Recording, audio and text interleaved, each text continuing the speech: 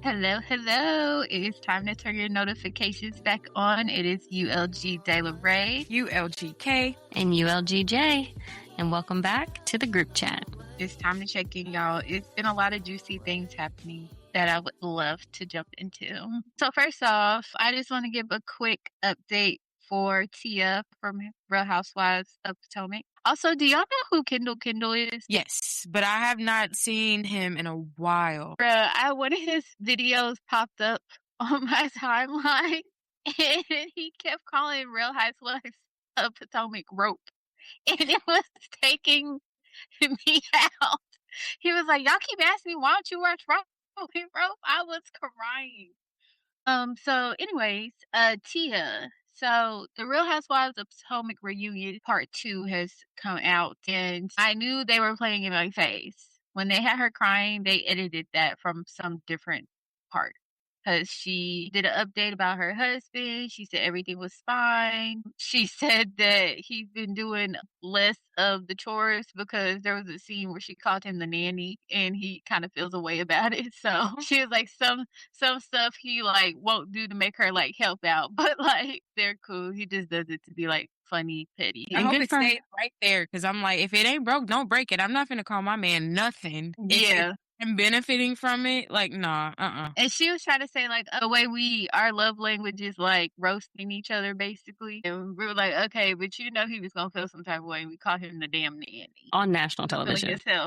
You was feeling yourself. It's cool. Mm-hmm. Right. Now he getting your ass back. Okay. You deserve it.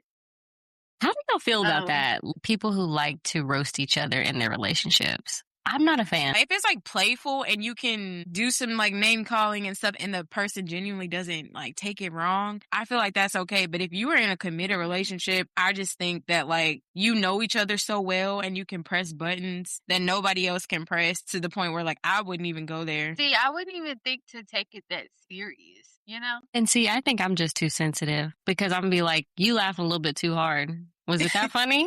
But obviously that only happens when we're together in private, you know, there's limits to it. But I think that it's just part of like playfulness, banter. And speaking of Real Housewives, I don't know if you guys watch What Happens Live, but Candy went on there. Andy asked her, like, how long have you and Todd been considering separation? And then I think he asked at the end of that question, was it due to a specific incident? And she said, oh yeah, something happened in July. And I was like, yeah, I can't do this. And he was like, do you want to share? And she was like, no, I'm not about to share that on Watch What Happens. And I was like, come on, Candy, give us the tea. Did y'all see that clip of her stopping her mama from talking to paparazzi? Bruh, they was coming out of some building, but Mama Joyce came out first. And one of the paparazzi ladies was like, so what do you feel about Candy and Todd? And the way she like sauntered over and was like, well, you know. And it's why she was saying that it was like Candy just teleported there. It's like she just appeared. You didn't even see her coming. She was like, all right, go to the man. And all Mama Joyce could get out was, if Candy's happy, I'm happy. By that time, she was getting ushered away. Mama Joyce, she been counting down every fucking millisecond until she could say the shit. But somebody on TikTok did make a good point, and it was like, low key, they feel like Mama Joyce only be saying shit because it's like he's dipping into Candy's giving her. That's the only reason she's ever really like cared that much. I could see part of that, but I don't know about the whole thing. Poor Candy. I'm glad I ain't got people asking me for money like that anymore. Okay, before we like dive into like reality tea, just an update too on Rakia. She returned to Unrivaled after the incident with Oh Boy. She got a standing ovation because everybody knows what's up. And baby girl had arguably one of the best games that she's had in Unrivaled this season. So you get to start acting crazy the first time. Let that nigga go. I was thinking about that this morning. I was like, so many women were like, if he acts like the first time, leave the first time. You know what I mean? And it's like, you don't get it until you're on the other side. And it's like, I will never, ever ignore a red flag again. Even go back and try again. Like, nah, I'm straight. You got one time look me crazy. From like, yeah, you just used Joe one freebie with that weird ass look you just fucking gave me. What if you having a bad day? That's why you get a freebie. Watch yourself. What if he has another? I got into it with looking at me like that. One of my exes, we was getting into an argument. I don't know for y'all what we was arguing about, but he just looked and walked up on me on the subway, and I looked at him like, "Nigga, did you just think about putting your hands on me? Cause you look like you was thinking about something when you walked up on me like that. Cause I need you to think clearly." I didn't Right. like the way he looked or approached me, and I was like, "That was your one time." Because it's like, are we feeling froggy? Yeah. Because we can do leaps and bounds. And let me tell you something. I don't fight fair, so Listen, you Hello. better get me while you can. I'm too short to fight fair. I will stab you. That's Right. why I knew I had to leave. One thing that my dad always says, he'll be like, "Shit, you better not think about hitting a picture of me." No, literally. Okay, moving on. Shout out to Rakia. I'm glad that she is on the Yeah. up and up. Yeah, for sure. Yes. Is that nigga still in jail? That's a good question. I'll do some research He and needs to report be. back. Okay, before we get into the tyrant of it all, I do need to see if y'all see that white lady tell people a hack for when they're in the hotels and they didn't pack enough underwear to put your underwear in the coffee machine and let the water filter through your shit. And I don't even drink coffee, but I'm so glad I don't. I don't drink coffee either, but I will use those to run some hot water into a cup. And hotels are not doing their due diligence and cleaning those Hell machines. no. Where's the home training? They're making it up. They skipped the training and went to hacks, bitch. That's the problem. I do drink coffee, but like I have never ever used the coffee pot in a hotel room. I'm somebody, when I was traveling for work, I stayed in over 300 hotels. Never. Because like if you just look at them, they look dusty. Like, and the lobby always has like fresh hot water, like tea bags and stuff. So like I would always just go downstairs. I would never use, they just look bad. They looked unkept. Like I don't know why anybody would want to make coffee in their room or tea in their room, because it's like, first of all, where are you getting the water from? The sink? No thanks. Oh, well, so I don't drink coffee, but in my brain, like if I were to use one of those, in my brain, I would automatically clean the coffee pot. But my brain wouldn't think I need to clean the filter on the inside because bitches been cleaning they fucking crusty ass panties in there. Like, This world I'm disgusted. is sick. And this is like post COVID disgust. Just imagine what bitches was doing before COVID. I don't want to. But also, I'm ever amazed with the hygiene of white people. It just consideration for other people. Like, why do you still sneeze out in the open? Like, you don't sneeze in your elbow. Why don't you still and like, I be getting mad because like I told somebody the other day, I was like, can you scoot back? Like, I still social distance and I will never not do that. So like, why are you so close to me? I just don't understand. Y'all already told us y'all don't wash your legs and your feet. And I'm like, at this point, why do you even shower? Just squeeze soap on the top of your head and like let it run down if you don't actually wash your body parts. Like, I just don't understand like why they were raised like they're still in the Caucasus Mountains. Even worse than not washing their legs and their feet. I saw this video once and it was a white girl talking to a black girl, and the black girl was talking about how when she takes a shower, she washes her entire body, including between her ass cheeks. And the white girl was like, "You wash in between your butt cheeks?" And the black girl looked at her like, You don't? What do you mean? Why are you asking me that question? She said, "I've never thought to wash in between my butt cheeks." The fact that she would admit that, like they were recording a podcast or something to that effect. What do you mean you never thought to do it? You're in the shower. What are y'all doing in there? Like cats. Like they Right. scared of fucking moisture. The fuck? But I'm like, are you not intimate with people? Do you not poop? The other week, this girl came out the bathroom stall at work with her laptop in her hand. I said, "Oh, we've lost all marbles in this bitch." Like, what the fuck? And I be staring like, okay, I'm remember not to shake your hand, bitch. Don't give me nothing from your desk. Fucking gross. Please. I flinch every time somebody in there cough, sneeze. Ooh, stay away from me. Keep it away. And I'm real bad about like in public. Like if I see somebody like spit on the ground and they don't do it in the grass or something, I'm like, ugh. Like I will make sure that they see my face so that you know that that's not socially acceptable. Because what are we doing? And the fact that we have to have these types of conversations is Right. really concerning. Yeah. Thank you. But like I understand packing and leaving things. I have never in my life left underwear. Like if something gets left, it'll be like a shower cap, it'll be my headscarf, it'll be oh dang, I forgot about that. And listen, God forbid this is during her menstrual phase, because are you rinsing those in the coffee filter as well? Yeah. Keep her ass at home. I didn't see who she's getting sued by, but I do wonder, like, are hotels suing her? Is that my emblem in the back? Yeah, bitch. It's over for you. Yeah. Run me that. Kathy Hilton, get her on the phone. Okay.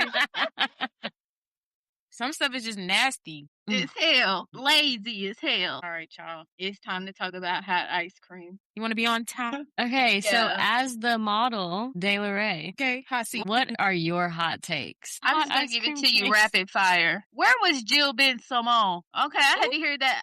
Jill Ben Simone. I had to hear that name every damn episode. I think he's a photographer. He was like on one of the winter packages. But like, what was Janice? They was missing a lot of people, and it was a lot of misconstruity going on when this came out, because a lot of people thought since Tyra was in it that she was producing it and helped putting it together, but that was not the case. And they have a second documentary coming out, I think on March 18th, with another group of models. And I've just been sitting back and trying to absorb as much as I can from the commentary from models that are coming out and making videos and things like that. And I've been getting a lot of good intel. I knew most of that information, but it was very surprising to see how the contestants were describing Tyra and how she would act behind the scenes or when the camera was off. Her calling that girl and telling her she be showing up ashy. Girl, what? Because when they started bringing up clips, I was like, I do remember she started putting on all that damn oil. And then they complained because she was putting on so much oil. I was like, oh, wow. And then when you're younger, this was in our formative years that the real controversial cycles were on. And back then, we didn't understand marketing. We didn't understand editing. I still to this day think about when I realized that bitches on like mascara commercials had on lash extensions. I was like, they've been lying to us for a very long time. So obviously it wasn't gonna click back then that they were doing some of this stuff for TV. Like when they said they made Kenya the glutton and then had her be the elephant, like it didn't even click to me back then that they just had her doing big shit because they called her big. Like there's just so much That to show was unpack. problematic as hell.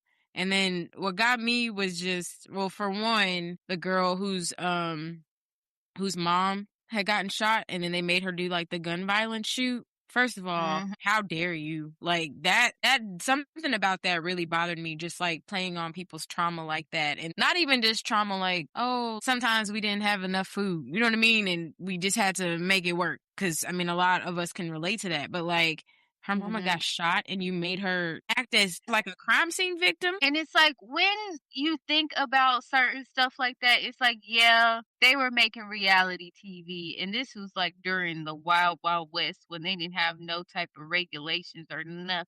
So it's like now it's different because it's like, when you're applying to these shows that they're going to use your answers against you. So when people fill out these applications, they're not going to put everything in there because they don't want the shit thrown back into their face. They didn't know this stuff was happening back then. They thought they were just being truthful and like people wanted to know their story. And we didn't know any better. It's like, we're not models. Like whatever this famous, well-known actress is saying, like, oh, well, this is what you have to do. We all watching like, yeah, get your head in the game, sis. So you don't want to be here? You don't want to be here? We were rooting for you.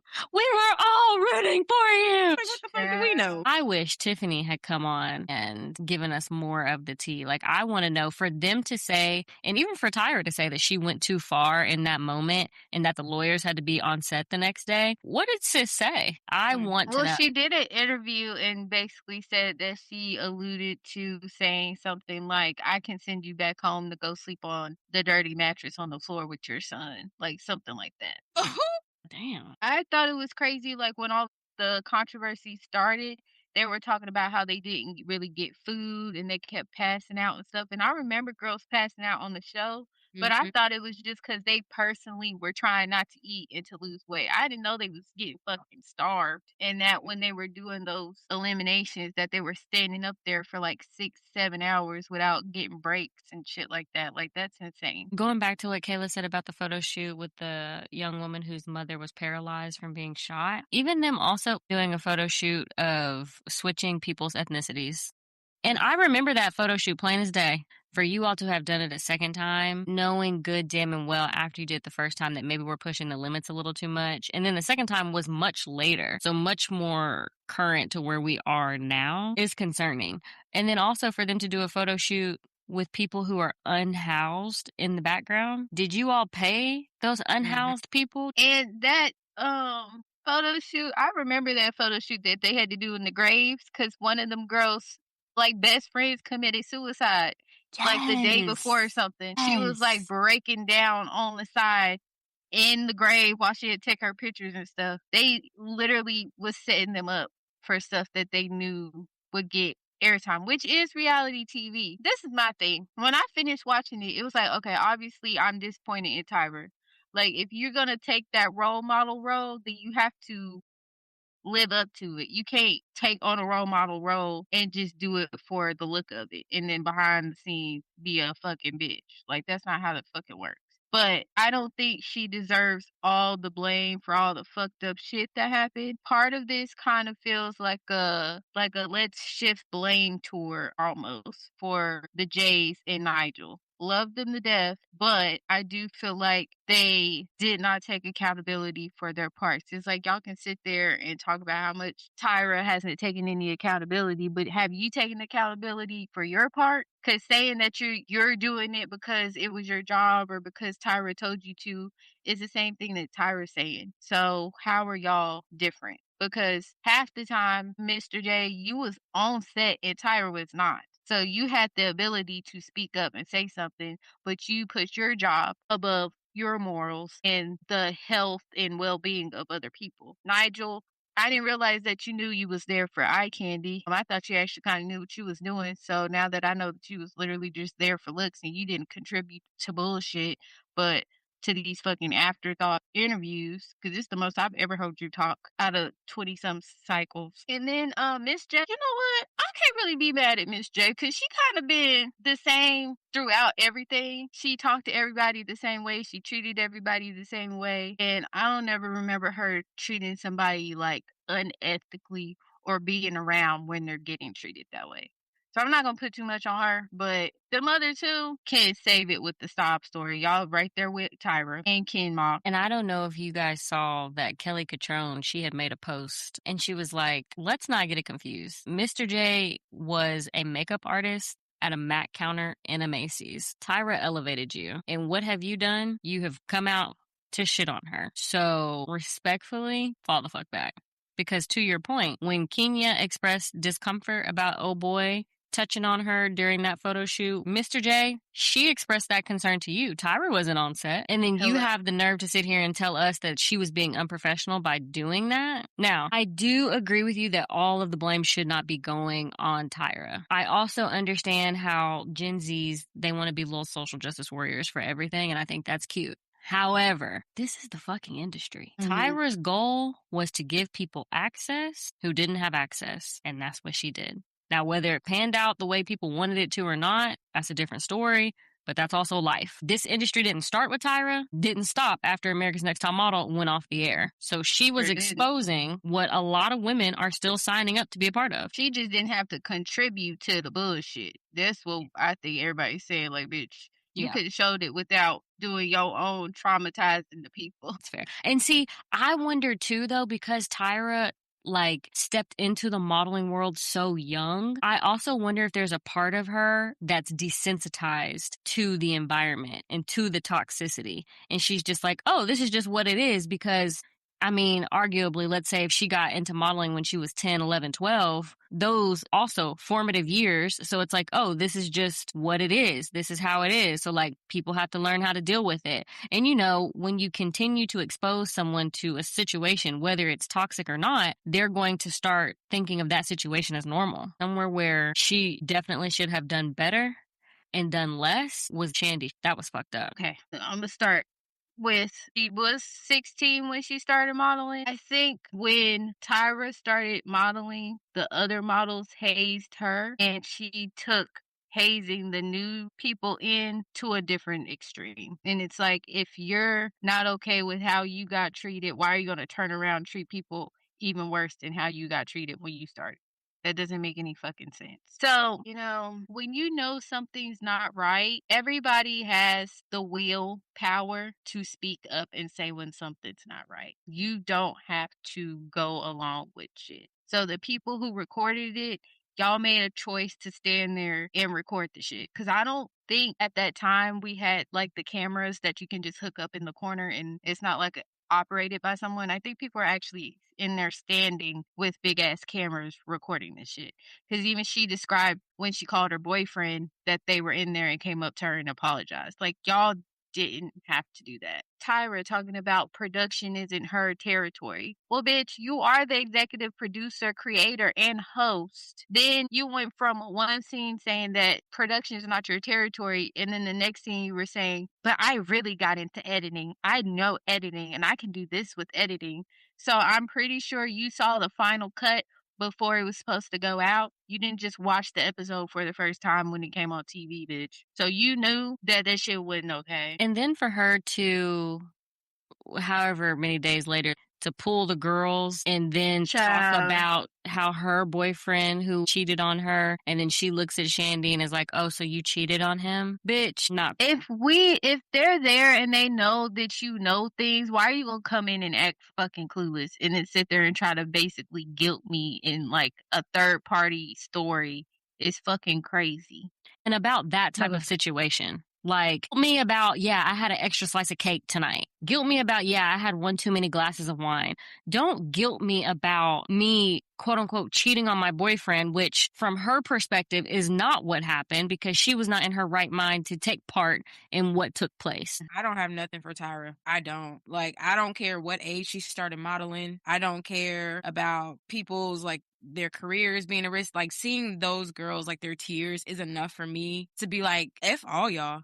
For real. Like, normally I am able to like empathize and step into somebody's shoes and like, oh, well, this was the last network that said yes. And, they got all these. No, I don't give a shit. I don't. Like, especially because like when we saw sexual assault, that trauma stays with you for the rest of your life. Just the girls with like the weight issues, that type of stuff stays with you the rest of your life when you notice like how people treat you when you're bigger versus you're smaller. I don't have nothing for that show at all because I'm just like, I understand that like that's how the industry is. But like, Tyra, what person's career did you elevate to the same level as yours or something even close to that? You didn't. So it's like the show lost the plot a really long time ago. So it's like, what are we still doing here? And the only words that I needed to hear come out of her mouth was like, I didn't meet my goal. And a lot of people got hurt in the process and I apologize and I should have stopped. That's all I need to hear from her. I don't need to hear nothing else. I don't need to hear it about production or the industry. I don't give a shit. That's all I got. Though feel like the contestants also need to take some accountability with applying to the show. Like after that second season, you have an idea of what you're getting yourself into because you're going on TV. I feel like when Eva came in, the way that she came in, I think she realized like this is a reality show and I need to treat this like a reality show because they're going to do things to try to break me down. So I have to build myself up and keep myself in a confident spirit because their goal is to show all this drama that's going on.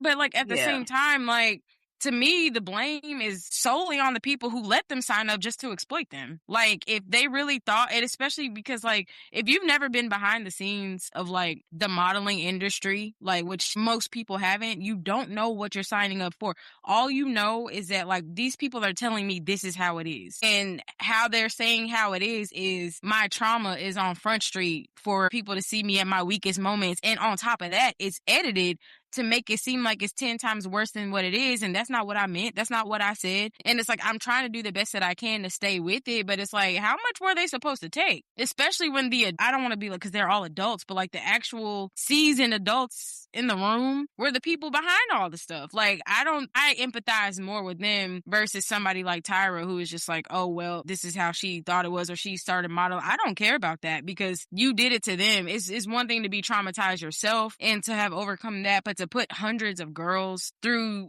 subject them to all kinds of stuff where literally nobody spoke up and protected them. And when they did try to step up and protect themselves, you got in their heads. Like, I don't think, and maybe it's because I'm a psychology person. That's what my degree is in. You can't underestimate what people will do when they feel like they're at the mercy of another person. People will really do anything. And it's like in that moment, you're not thinking like, oh, I need to be stronger than this. You're not thinking like, well, you're thinking this is the only chance I have. And if I mess up, regardless of how I'm truly feeling, regardless of not honoring myself, especially back then, early 2000s, you're just thinking about the fact that like this could be it. And for a lot of them, like their careers did not pan out how they wanted it to. So what are they left with? The residue of Tyra doing stuff for ratings. I don't know, but I know for sure Tyra did not make herself look any better.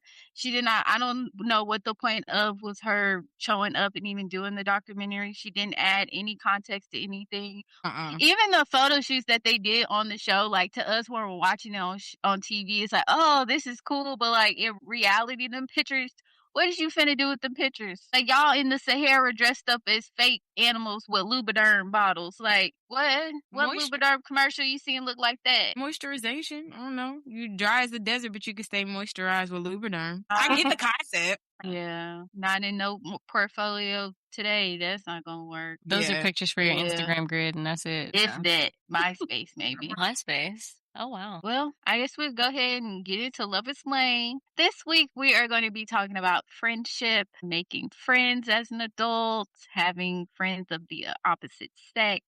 So this should be good and juicy. I feel like this is a topic that we all could use some guidance on. When I read the Let Them theory, she actually had a chapter in the book about making friends as an adult, because as kids, it's easy for us to make friends, right? Like, you're around other people your age, you're around people who have similar interests as you, and it's just kind of like you always have a built-in community until you go off to college, and then it's like, damn, why do I not have any friends? Why am I not making any friends? But it's like, did you ever really make friends as a kid, or those were just the people that you were around, and so those are the relationships that you had?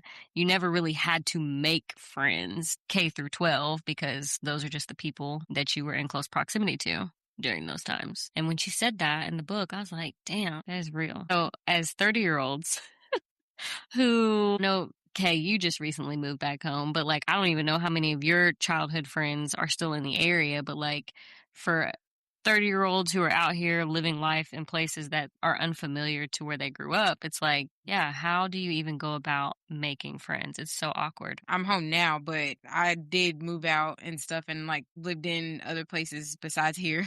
And like I had to make friends. And a lot of times it was just going out and doing stuff that I enjoyed. Definitely when I was in Dallas, I was on like Bumble BFF just to kind of like meet people that way. And that was cool. It didn't necessarily like pan out to any like long suffering kind of friendships or anything like that. But as far as like meeting people to like have stuff to do with and like them just like, oh, try this place and try that place. And like I think I joined like a Black women in Dallas Facebook group, and like they had like a Friendsgiving, and then from there you meet people, exchange numbers, and it was just like a little domino effect of like just meeting people. So I mean, just taking the first step of like putting myself in position to like meet other women, because that was like what I was focused on, like making friends with women. That from there, it just kind of happened pretty organically. Like a girl that I hung out with a lot, I met her at one of my favorite authors was like, she came out with a new book and she was doing like a conversation and like a book signing. And then we were just in line waiting for our autographs. And she was like, hey, you want to hang out? And I was like, yeah, what about you? We hung out all the time. That's dope. I tried Bumble BFF when I first got out here, and I was like, I think I spent maybe like 2 or 3 days on the app, and I was like, okay, I'm shutting this down. It was bad? I won't say that it was bad. I don't feel like there were a lot of Black women on the, not to say that I'm only trying to be friends with Black women, but so there weren't a lot of women of color on the app. And then I was just like, I don't know, it felt so forced, but I guess that's like what she was saying in the book. And like what you just said, like, you do have to just put yourself out there and take the first step and like be proactive, because like you're not just going to find friends sitting in your apartment. Yeah, I was also like picky on the app too, because a lot of these girls just look like they just want to go out and have somebody take pictures of them all night, and I'm not doing that. I'm not trying to be your photographer. You know, we're supposed to be actually having a good time and you're just worried about having the camera in your face or my face and stuff. And I'm just like, no, can we actually just have fun? So I just kind of gravitated towards friends that were wanting to be more present. If I saw that if your Bumble BFF page looked like a dating profile or like an Instagram, I was just like, nah.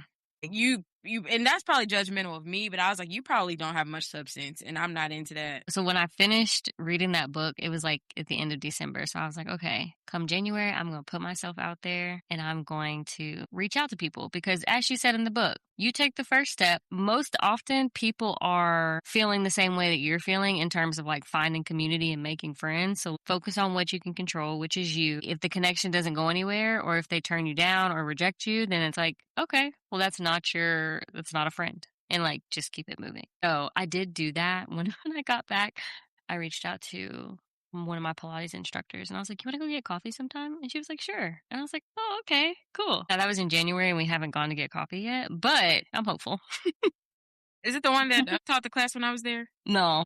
Y'all, let me tell you something about friends. I got trust issues. People get on my nerves real quick. Thank you. So it's hard for me to make friends just off the rip because I don't like being around people. And then it's like, I also feel like I haven't been in the position to be the type of friend that I want to be to the friends that I already have. So it's like, what's the point of making new friends when I haven't been able to outwardly express my love for the friends that I do have? I just feel like that's a little backwards. And why do you feel like that is? What part of that? Why do you feel like you haven't been able to like nurture your existing friendships? I think part of it is because something within my trauma equates showing love with gift giving or like acts of service. So I feel like in order for people to know that I love them or know how I feel about them, that I feel like I have to do things for them or buy them things. But that's like an internal thing. It's not like I feel pressure from people like that. It's just like I don't know, a thing just in my brain. And I know it doesn't really make sense, but that's just like how I feel. So you feel like if you're not performing acts of service or giving gifts and like there's no reason to like interact? No, like I feel like if a friend does something for me, I don't feel like fulfilled until I can do something back for them. If that makes sense. I feel like in college I was on my own a lot. I wasn't really close to my family, so, like, I was relying on myself, so I didn't really have a lot of support financially or, like, physically. Anything that I did, like, went towards literally, like, surviving life and paying bills and things like that, so I didn't have extra money to, like, buy people gifts for, like, their birthdays or, like, um, people like to go out and do extravagant things for their birthdays, and it's like, I don't wanna be the broke friend of the group or, like, the Debbie Downer, like, "Oh, I can't do this and that because I don't have the money to budget for that, and I don't want people to downgrade what they wanna do for themselves because I can't afford it." So it's just I've always felt like I've been in a weird space when it comes to, like, friendships, and then I moved all the way out here, so I'm even further away from all my friends. So doing stuff like that is even more of a big thing because then I have to schedule time off or I don't know. I just always had like a big insecurity when it comes to like friendships as an adult. So I think that's just probably like my own personal mental block when it comes to making friends. Then I don't trust people. I feel like people, especially the more west you go, is the faker people get. I feel like people only wanna do things with you or hang out with you because they think they're gonna get something out of it. That's another thing I have to feel like I have to be on guard of when I'm talking to people because some people may know me, but I don't know them, and it's like they think they're getting something out of being my friend, and it's like, I'm just a normal person, you know? That's why I really cherish the handful of friendships I do have, like y'all and 2, 3 other people. That mean that I feel like are like my people that are gonna be there with me when I'm down, when I'm up, when I'm not being the best version of myself. So, um, I think I'm open to making new friends. I just don't know if I have the bandwidth to add people to my friend group because when I have friends, I go hard for them. But I also have those friends who, if I want to go out to this thing, I have a couple friends I can say like, "Oh, you want to go do this thing?" You know? Do y'all ever just meet people that you feel like you really like like their vibe, the way they carry themselves, the way they talk, the conversations, and you're just like, oh, I really want to be their friend. But like, Mm-hmm. it don't like, not that it doesn't happen, but just having that feeling, you know, of just like, dang, I really want to be this person's friend. I do feel like I did that a lot in college. Like, that person seems so cool. I think we would be really good friends. And then I think I came off like too thirsty. And so we would hang out one time and then it would be like, okay, can you not text me anymore? Which was kind of demoralizing. But rejection is a part of life. So that's something that we all have to get comfortable with when it comes to anything, but especially in forming relationships. And I also don't want to be a lazy friend either. I don't feel like I have the energy to like pour into someone or a friendship. So I don't want to start something and just be like a deadbeat friend because I just ain't got it in me right now. And so that makes me think too, like the difference between a high maintenance friend and low maintenance friend. Do you all feel like that exists? And what do you think you are? Do you feel like you have a lot of high maintenance friends in your life, low maintenance friends? How do you categorize people? What are your thoughts? I feel like that's like a childish mindset to have. If that's really your friend ain't gonna feel like you want too much. There's nothing y'all could say to me that I'd be like, they're doing too much. They're asking for too much of me. That's not really your friend. And so I guess though, when you said that you don't want to be a lazy friend, I'm like, are you being a lazy friend or are you just a low maintenance friend? Like, I know I don't have to text y'all every single day. And like our connection, well, I mean, granted, I know we have a lot of history, but like, I know I don't have to text y'all every day for us to maintain the level of friendship that we have. But some I think people, that's after the friendship's already established in there, not when okay, you're building a Yeah. friendship with someone. Agree with that. I like our established friendship because we talk every day and it don't seem like, I mean, it does, but it's like, what was it when we were realizing like, oh wait, we haven't seen each other in person since like 2017. I was like, we haven't? Because we don't run out of things to talk about. We don't get tired of each other. It's balance. Like one of us will come to the group chat crying, the other two will comfort, and like it's just like a rotating circle. So that's how I like friendships to be though. Yeah. And as far as like low and high maintenance, I used to feel really needy in friendships, but I think that for me, it came from trauma. Like just needing to be chosen, needing to be picked, wanting people to still like me for me, despite like, you know, obviously knowing I'm not perfect. So maybe I overcompensated in some friendships a bit. But now, like Jalen said earlier, I did recently move back home. So I have all these people who we have established friendships. However, I think I'm showing up more intentionally and not relying on the fact that like, oh, I've known you my whole life. You know, one of my friends just had her second baby. I can't wait to go see her. Another one of my friends, we've been hanging out a lot and we were very honest about like, okay, let's not just trauma dump every time we see each other because we used to do that a lot. But now that we're in closer proximity, like what else can we talk about? And you know, hope she doesn't mind me saying, well, just like her husband got hurt because the snow and the ice and stuff. But like, you know, just me being intentional about like, hey, are you okay? Do you need anything? Even if she says no, still check. Because like I said, I just want to be more intentional and like you, like just not be a lazy friend or not just assume that like people know that I care about them, but just still trying to find little ways to like, hey, I'm thinking about you. I'm here. Because it's important. It's hard for me too because I hate small talk. So doing little shit like texting little shit bothers me because it's like I don't want to sit here and have this meaningless conversation. Like if we gonna talk, I'm gonna check on you and then I need you to spill the tea. Like I'm the same way. I'm the exact same way, but we're both water signs. So it's like, we're not here for the chit chat, like the, oh, how's your day? What's your favorite color? Like, what did you eat for lunch today? We want the depths of what's going on in your life. And if we're not talking about that, these next question for you water signs, for how long?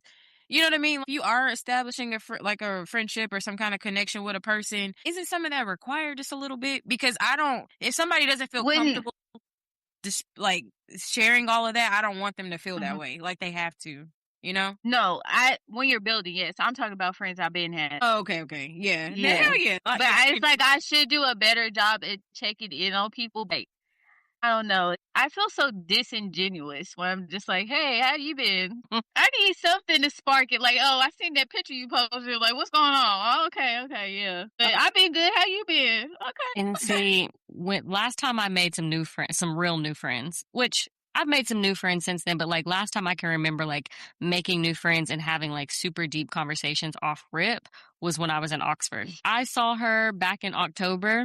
I went to go visit her. And we'll text here and there, maybe one time a month. There's times where we go months without talking. But when she called me yesterday, we were on the phone for like an hour just getting caught up, and it's like no time had passed. But when I first met her, and then my other friend who I met from Oxford as well, I think it was probably like 2 weeks. I was like, okay, tell me something I don't know about you. And tell me something real. I don't want to hear anything about your favorite color. I don't want to hear anything about your favorite food. Like, tell me something that people don't know about you that dictates the way that you show up. So I do ask those like heavy hitting questions when I first meet people. Is that weird? I don't think it's weird. I don't think it's weird. I think you'll probably, like, results may vary. You know, like, some people get offended by people wanting to be in their business too soon because, like, if I expose myself too quickly, that could be a sign of weakness. Like, you know what I mean? Like, them being vulnerable is not looked at as like a strength. And like, I know plenty of people that, especially, I mean, I say I'm hood adjacent because sometimes you got to look out for yourself and you don't know people's intentions. And it's like, if I don't know you from a can of paint, why am I going to tell you all of this? Like, I tend to overshare, and I feel like that in the past, I thought I was giving people permission to do the same versus like zooming out and just kind of assessing like, okay, they are not comfortable with this, or just because you did it, they don't have to. And now you look stupid because you done told them about every damn issue you have in your life. And they're just like, well, you know, I saw a city bus today. Like, you know, then I feel dumb and I pull back, and it's just like, you know, like I said, results may vary case by case, but the older I get, you can kind of tell what the type of time a person is on. Like, there are some people I genuinely would not waste my time with. And that's not to be like, oh, they're not worth it. Da, da, da. Right. We're all human and special. I mean, everybody's not for everybody. So the people that I do make those instant connections with, I tend to do similar stuff. Like, I want to know everything about you. Why are you here? Why'd you end up this way? What are you doing now? Do you like your job? Who gets on your nerves with your job? Because this is who gets on my nerves and mine. So, But I think you also have to realize sometimes you got to put your friends in a box. Not everybody can be a bestie. Not everybody's a long-term friend. Some people are like going out friends, church friends, shopping friends. Like, you just got to know. Because sometimes you might try to make your shopping friend your real friend. You be like, this bitch is not loyal. She's crazy. She'll leave you in a ditch, but she'll pick out a good ass outfit for you though. So it's just like you gotta have a little bit of discernment about these friends. I feel very much like you. I don't feel like I have very many friends. And one of the reasons why, when I was going to be getting married, and like even moving forward, whenever I do get married, I don't think I could ever have a wedding party because all of my friends are my really good friends. And maybe that's where I'm going wrong, because I don't look at like, let me have my church friends and let those people be different from my going out friends and let those people be different from the people I shop with. No, no, no, no, no. I want to be able to do everything. Yeah. And maybe that's why it's so hard for me to make friends too, because I'm not looking at you like, oh, we have this one thing in common. So like we can build a friendship off this one thing. I want to build a friendship off of everything. But So, that could also be a me thing because I think it has something to do with like disappointment in people. Because it's like you might start off as the shopping friend and then you try to be like a good friend to that person and they do some shady shit. And it's like you literally only come through for me when it's time to shop. So I literally have to make you my shopping friend or we can't be friends outside of that, honestly. and And see, then I'd like, don't talk to me. right. You Once ain't you do nothing something friend. shady, we're not going back to being any type of friends. No. We're done. I get on Pinterest that before I have you shop with me. Bye. Like, a part of that is also too is that I learned about myself in therapy that when it comes to relationships in general, I'm the type of person that pours automatically like everything into someone and something, and that's not always the best thing to do, especially off rip. So I have to like really separate myself when it comes to friendship and be like, you're just a friend. You're not this person's guardian. You can only show up so much as a friend. And in my brain, I'm like, well, this is my friend, so I'm going to do whatever I can do to help them. And it's like that person doesn't think that in their brain. They think that you're their friend, not their family member, somebody that you'll die for. They're not going to do that for you, hun. So that might just be me trying to keep myself from doing shit like that. But my therapist also told me that I should be going to events or spaces where people have the mindset of what I want. That's where I need to be to find friends that I want to be around. And that goes back to what Mel said in her book, The Let Them Theory. She said there are 3 pillars to creating adult relationships. 1 is proximity, which is physical closeness. 2 is timing, which is aligning with life stages. And 3 is energy, shared interest, and frequency. So based on what you just said, like, yeah, I'm not about to meet someone who's at the club every day and we're going to be friends because we're in different stages of life. Like, I think my wax girl, I'm like, I could see us being friends until I found out that she's like 19 and, you know, she be bopping around to all these different clubs and stuff. I was like, oh, no. We can't be friends. You're my wax girl and you're going to stay my wax girl. So yeah, I do think that that is super important, like to figure out what type of energy you want to be around and making sure that the people that you are intentionally trying to attract are people who are experiencing similar life stages as you. Or people who want to grow, or people who are just satisfied in being in the place that they're in. Because that's what all relationships are for. Or they should be for. The purpose of them should be to help you grow. So yeah, if you're not trying to grow, and I think that goes back to like having surface level friends. I feel like that's why I can't have like a shopping friend because you're not helping me grow in any way. Like I need us to connect on something deeper than just doing the basic shit. I want to know that we can go there before I can just be chill with you. You don't feel like you can have acquaintances? We don't have to use friend for everything, but, like, you don't feel like you have acquaintances that you can just go out with? You wouldn't No. want that? I don't know how. I don't either. Try. And that's Yeah, probably y'all the make me feel like problem. a psycho. No. It's No. really No, I because think I you're don't doing trust it right. motherfuckers. I'm like, y'all can't be my friend till I know what the fuck's going on. That's how I feel too. I feel like I've struggled to like keep like when I've tried to do that, I've struggled with like trying to keep conversation surface level because I'm like, what else do I talk to you about? In a bad way, like just like me trying not to overshare or you know what I mean? Yeah. Trying to get like I'm just like, what else do we talk about? I don't really care about like a lot of celebrity gossip per se, you know what I mean? To the point where it's like, oh, that's all we have to talk about. Or like, oh, did you see the game? What about the weather? I mean, those are still things to talk about with acquaintances, but it's like, how do you not share personal details to some extent? Like there's an art to conversation and I feel like I haven't necessarily mastered it when it comes to just like being on a surface level in order to have an acquaintance, you know? I kind of see it as like when I'm talking to like a service provider. It's like, sorry, that Oh, I know, sounds it's crazy, funny. but like, Jayla's it's like sometimes when you're going to like the same nail girl or the same wax girl or something for years, it's like y'all talk when you're in your appointments and like they're not your friend, but y'all talk about stuff like during the appointments. To anybody else, those conversations would sound like a friendship. It's just like, no, girl, we just here talking shit while I get my appointment done. That's how I feel about those acquaintances. It's like, yeah, we can shoot the shit, and then when I go home, call my real friends. You know, I think I look at my coworkers like they're acquaintances. Yeah, but see, I don't even like to get that close to my coworkers to where they think we friends. Exactly.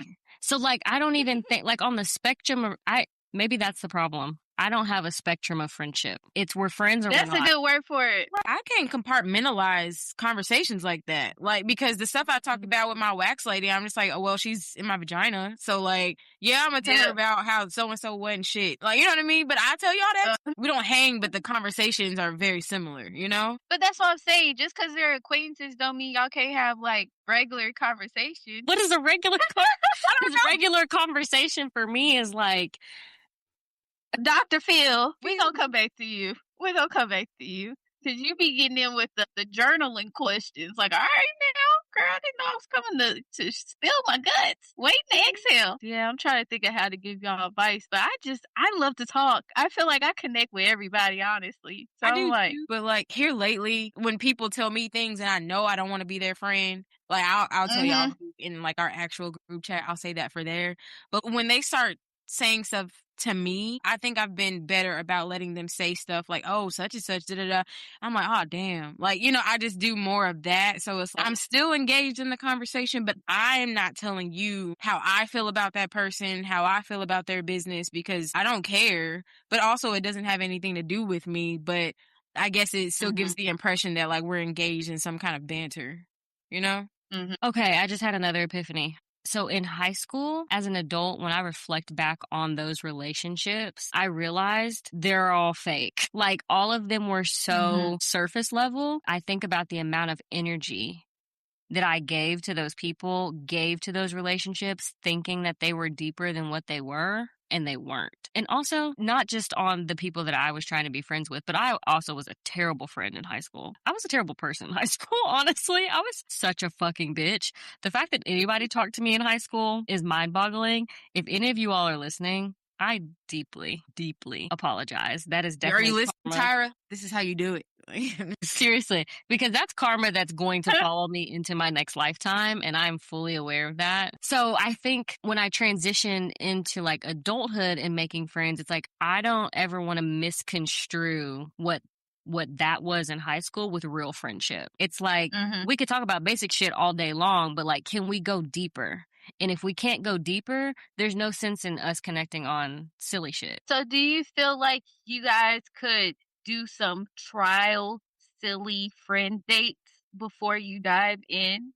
Like, let's go do some fun focused outings to where it's not like too much conversation to where you have to talk. And it's like, oh, let's go do a pottery class or something that our hands are busy. So we're like in tune with what we're doing. And then maybe grab drinks. So it's not like all the pressure is on conversation and what you should or should not share. Kayla said, hell no. With her. No, like Yeah, with, that's with what a you're new giving me. person. That gives you time to follow them on Instagram. Is this bitch posting about fucking Trump? Like, let me figure out who this bitch is before And see, I just want to ask you those questions when we first meet. Like when you said go to pottery and then go get drinks, I was like, oh my God, I feel like that's so intimate. Like I need to know that I can be in that setting with you before we do that. Like I could go do that with you guys. I mean, like right? a class with other people, not just y'all two. Yeah. Not a personal could, class. for sure. I could go do that with Jocelyn in a class full of people. But it's like, if I don't know you, to let down my guard like that, I don't know. I think you're a little bit further deep in than I am, because I'm like, Jalen, I think you can. I don't know if you're giving yourself. Yeah, I think credit. you're just too into your head about it. Okay, so for example, we met a girl on Valentine's Day who we went and had a co-work day with, right? By the time I left, we knew each other's birthdays. We knew each other's sun, moon, and rising. We did this test where we like dove into what our purpose or calling is to be here in this lifetime. And that was our first time hanging out. So it's like, oh, okay, so we're on the same wavelength. So now we can go do pottery. But you know what? I've also been told in my adult life that I'm too serious. So maybe I do need to like. I think that's just people misjudging you because it may come off like you're serious, but I feel like because we know you, we know that you're not trying to pick somebody apart just to be overly critical or anything. So to other people who don't know you, it just may come off like that. But we know that it's not like, oh, tell me your deepest, darkest secrets because I just want to see your soul. You know how like people intentionally date? You're just like an intentional friendship person. And there's nothing wrong with that, but you can't beat yourself up about not having new friends if you want to dive deep with everybody, you know? Yeah, that's right. So, that's a good point. Sometimes you gotta like funnel down into the deepness. You can't just start off down deep. With some people just tell you all their business, and I don't really know if I trust people like that. There we go. And that's why I'm like, I'm careful and that's why learning to like listen and respond in a way that I don't do that. I've had to learn that over time and I mean, to be honest, maybe this is taking the conversation in another turn. Jalen, we have a similarity that I didn't realize because I thought I was a good friend in high school and like just growing up, but like, and I would also like do the most to like get people to like me and blah, blah, blah. And I'm pouring all these things into it. But even now that we're grown, like when I see some of the people that I grew up with, like talking about other people that I hung out with just as much as them, they don't feel the same way toward me. So I'm just like, maybe I wasn't the best friend, but also I don't think healthy friendship was modeled per se. So, but in my mind, I was always feeling like if people did things with other people, oh, I'm being left out. I'm not being chosen. So therefore, let me not talk. They don't like me. Whatever. Just creating problems and just ending up overcompensating. That is something that when I was living in Boston, Carl pointed out to me. Because when I tell you, I had this friend in junior high. We met in 6th grade. We were friends up until maybe when I was like 21 or whatever. But I kept having dreams about her. And we hadn't talked. By the time I lived in Boston, we hadn't talked in 5, 6, 7 years. I mean, it was a really, really long time. And I was like, I don't know why I keep having dreams about her. So I would talk to him about the dreams. And he was like, just because she was your best friend doesn't mean that you were her best friend. Now, when I reflect on the role I played in our friendship from 6th grade until, that is all on me. Of course, she didn't want to be my friend. Because when I think about the ways that I treated her, I was like, yeah, that was absolutely terrible. So there probably was a point in time where I was her best friend, but as things just went on, I could understand why she was like, okay, this is a toxic friendship, because I was being very much toxic. I used to, for the longest time, say, like, I don't like you until you give me a reason to like you. So I also feel like part of my questioning people is like, how are you going to respond to these deep questions? Can you respond to these deep questions? Does that make sense? Yeah, it does. And then, too, I've always had a lot of friends that are older than me. The two of y'all and maybe two more other people are like the majority of the friends that I have that are my age. Like, even when I was in high school, I would hang out with bitches who were in their 30s. And we just clicked, You was too grown. So we would talk about adult shit. So maybe that's part of the problem, too. It's like, I don't know how to relate to people my age. Because what y'all talking about? I think you just need to, when you enter the friendship realm, think fun first, business later. You trying to get the business out the way to be like, first I need to make sure you check off these here boxes, then we can have fun. It's like, girl, just have fun first, and then, I think it'll be easier to cut people off when you're not so in deep. So, like, if you hang out with somebody the second or third time, you're like, this is a little off. It's gonna be easier to cut that off than when you're like, I know about her grandmother, I know about her kids and the kids she didn't have, and I'm gonna feel bad if I stop talking to her now, because what if her cat dies and her cat's been sick, and it's like you didn't even know all that. Yeah. I feel like I low key like regret oversharing with people I didn't know well enough. And I'm like, damn, they just know all my business and I ain't even seen them again. Like, and see, that's the thing, though. I have never been in that situation. I have never been in a situation where I've had those deep conversations and those people still aren't in my life. really? Yeah. It's all the surface level shit. Let's say, well, hallelujah. Praise God. I was gonna say maybe it will be easier for you, like to do to focus on that fun first, because you have such a core group of friends that you can fall back on. And that's the thing, like when you don't have a lot of friends or you don't have any friends, and you're like you're trying to make friends and you don't have like that solid team that you can rely on, like it would be very difficult to try to like not put all your eggs in one basket as far as like trying to build something with somebody. But it's like now how I am now, it's like if people come and go, I don't care, because I'm like, I have y'all, I have my best friends from church that I grew up with, and like, we've been through life things together and blah, blah, blah. It doesn't feel like as much as a loss versus like when I felt like I had nobody back in the day. So. And so what I'm taking away from what you all are saying is that it's okay. And even Mel said this in the Let Them Theory. It's okay if friendships don't last. I struggle with that. Some people are just there for a lesson, honey. Some people are just there to get you out the house. You remember that time when I was down and out around February? I didn't want to go nowhere. Then I met Jessica, and Jessica had me at all the parties. And then one day, Jessica just moved away. And I never talked to Jessica again, but we had the time. Okay. And see, that's what Mel said in the book. If friendships fade due to life changes, let them go and don't take it personally. But I'm not built that way. And maybe I need to work on that. Well, I was going to say life changes, I understand. To me, it's the falling out that I'm not okay with. Like, if I fall out with a friend, I'm like, I don't need to speak to you ever again, because maybe we weren't as solid as I thought we were. But that goes back to me doing, like, I don't want to say overestimating my place in a person's life, because I think friends have made me feel important. However, when shit hit the fan, I was like, okay, we can't work through this. Well, now I don't want to. So all the best. Yeah. That's the Taurus in you. It is. And I was thinking about this like 2 days ago, and I was like, do I miss such and such and such and such and such and such from 10 years ago? No. And see, that one friend that I was dreaming about, she's the only friendship from high school that I'm like, damn, or junior high school. I'm like, I really fucked that up. I really hate that we're not friends. Everybody else, fuck them. But her, I felt like we had a really genuine connection, as toxic as I was. So, yeah. Do I have anybody like that? And with me, it's not even fuck them. It's just like all the best, you know? Like, it is what it is. That's what Yeah.